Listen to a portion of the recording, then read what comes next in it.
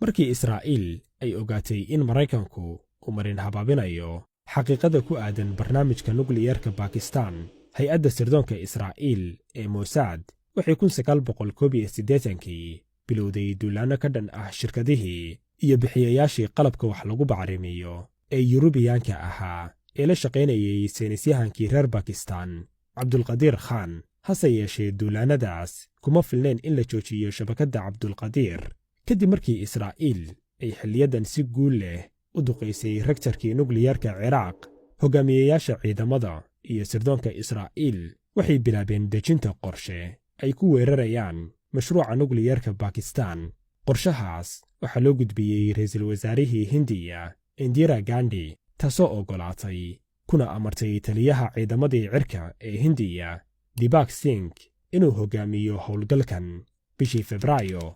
1983 saraakiil ciidan oo Hindi ah ayaa si qarsoodi ah ugu safray Israa'iil si ay u iibsadaan qalab dagaal oo elektaroonig ah oo lagu wiiqi karo difaacyada cirka ee yaalay Kahuta oo ahayd deegaanka ay ku taalay xarunta ugu muhiimsan ee nukliyeerka Bakistan. laakiin sirdoonka Bakistan ayaa dareemay in loo maleegayo shirqool. waxay u direen saynisyahankan oo la oran jiray Munir Ahmed Khan, kana mid ahaa saynisyahanadii nukliyeerka Bakistan, inuu kula kulmo saynisyahan kale oo Hindi ah oo la oranayay Raj Ramana magaalada Vienna, kuna wargeliyo fariin nuxurkeedu ahaa haddii Hindiya ay duqayso xarumaha nukliyeerka ee dhaca deegaanka Kahuta, Bakistanna waxay si toos ah u duqayn doontaa xarumaha nukliyeerka ee Hindiya ee dhaca deegaanka Mumbai, kuwaas oo ku yaala jiho dabaysha ka tagta ay toos u aadayso magaalada Mumbai,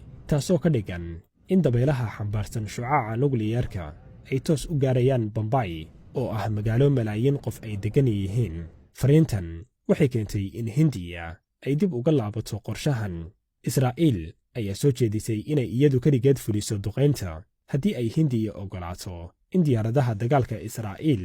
ay adeegsadaan saldhigga Jamangar oo ku yaalay waqooyiga Hindiya oo ay rabeen inay shidaal uga qaadaan diyaaradahooda. Indira Gandhi ayaa ogolaatay, laakiin sirdoonka Maraykanka ayaa fashiliyey howlgalkan. sannadkii 1984 CIA-da Maraykanka waxay iyada oo adeegsanaysa dayax-gacmeedyo ogaatay in 2 cutub oo diyaaradaha dagaalka Hindiya ee Jaguar ay ka maqan yihiin saldhigyadii u dhowaa Kahuta.